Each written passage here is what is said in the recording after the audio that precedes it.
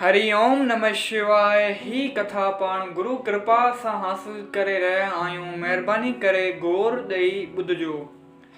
जीअं तव्हांखे ख़बर आहे, छंछरु ऐं आचर जी कथा तव्हांखे ॿिनि भागनि में हासिल थींदी। पहिरियों भाग ही आहे, परमात्मा त पाण में मौजूद आहे, पर बिना साधना तपस्या कड़ी महिनत कीअं मिलंदो। ॾुध में मखण आहे, मगर विलोड़ण खां सिवा कीअं मिलंदो। दरवाज़ो खुड़का त खुले, छा सूंह में छा बुरके में, छा प्यार में छा खार में, छा सोजरे में छा ऊंदाए में, छा पंहिंजे में छा पराए में। लिकी छुपी तूं ही पंहिंजा रंग रूप वेठो पसाई, कंहिंखे दुश्मन समझी संस दुश्मनी करे। जॾहिं तोखां सिवा ॿियो कुझु आहे ही कोन, हज़ार ॻाल्हि जी हिकु ॻाल्हि जंहिंमें मां ऐं मुंहिंजो पणो कोन आहे, सो ईश्वर रूप आहे। ज़िंदगी गुज़री वई पाठ पढ़ंदे पढ़ंदे, पर अञा त मंज़िल जो रस्तो ओतिरो ई ओतिरो आहे। तॾहिं वञी मंज़िल जो पतो पियो जॾहिं ॼातमि त मूं में पंधु करण जी तौफ़ीक़ ताक़त कोन रही आहे। विद्या इहा चङी जंहिंजे पढ़ण मां वेर वर्द साड़ हसद ॿियाई मुंहिंजो तुंहिंजो विसरी वञनि। जेको विद्वान दुश्मनी हसद रखे थो, सो जहिड़ो पढ़ियो तहिड़ो न पढ़ियो। कुसंगी आहिनि कारन सड़ियल कोयलनि वांगुरु, जेके गर्मी गरम हूंदा त सड़ंदा ऐं थधा हूंदा त हथ ऐं कपिड़ा कारा कंदा।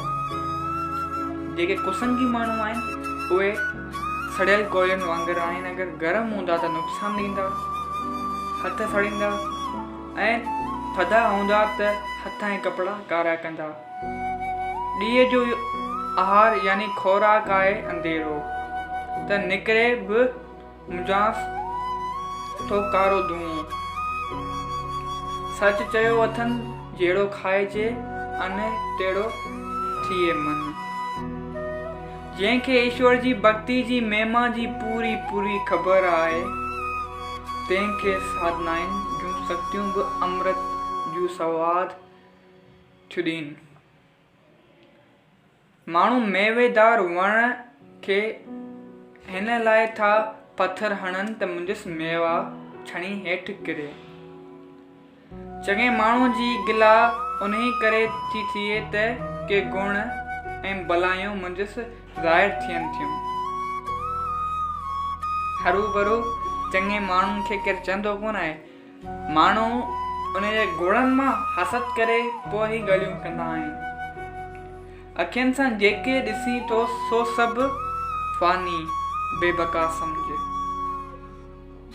ज़ुबान सां सदाई मिठो ऐं हथकारी वचन बोल, तंहिं मां ॿियनि जो हितु हुजे भलो थिए।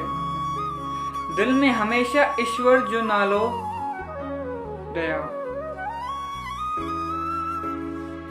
इहे टई साधन करीं त हूंद तोखे ॿी कंहिं साधन जी ज़रूरत ई कान आहे, न रहे। अमूल्य मणक मोती मिटी में हुजे त छा मुकुट में हुजे त छा हर हालत में संदसि मुल्क साॻियो थिए थो। भले हू सोन ज़मीन जे अंदरि आहे, सोन ज़मीन जे ॿाहिरि आहे, सोनारे वटि रक़म त साॻोणी हूंदी न सोन जी। या सोन मिटी मां निकिरंदो त उन जी रक़म चेंज हूंदी, या जेको सोन सोनारे ते हूंदो उन जी रक़म चेंज हूंदी, मुल्क चेंज हूंदो।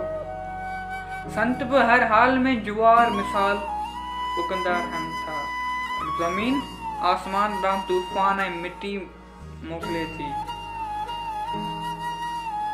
ज़मीन आसमान ॾांहुं तूफ़ान ऐं मिटी मोकिले थी। अवेस में आसमान मींहुं वसाए खेसि आबाद करे थो। चङा माण्हू ॿियनि जी बुछड़ाई खे न ॾिसी बि पंहिंजी चङाई कंदा रहनि था।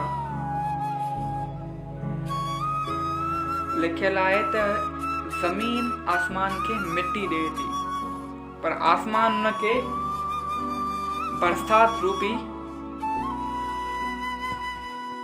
मींहुं वसाए सणस भागो भाग कम करे थो आसमान। ईअं ई चङा माण्हू बुरनि माण्हुनि जी बुछड़ाई खे न ॾिसी पंहिंजी चङाई कंदा रहनि था। जेको शख़्स दुश्मन सां दोस्ती मिले थो सो धूड़ मां धन बणाए सघे थो। तो जय सियाराम। ही विवाद वचन जो पहिरियों भाग तव्हांखे वणियो त हिन भाग खे पंहिंजनि सां गॾु शेयर कयो। चओ जय सियाराम।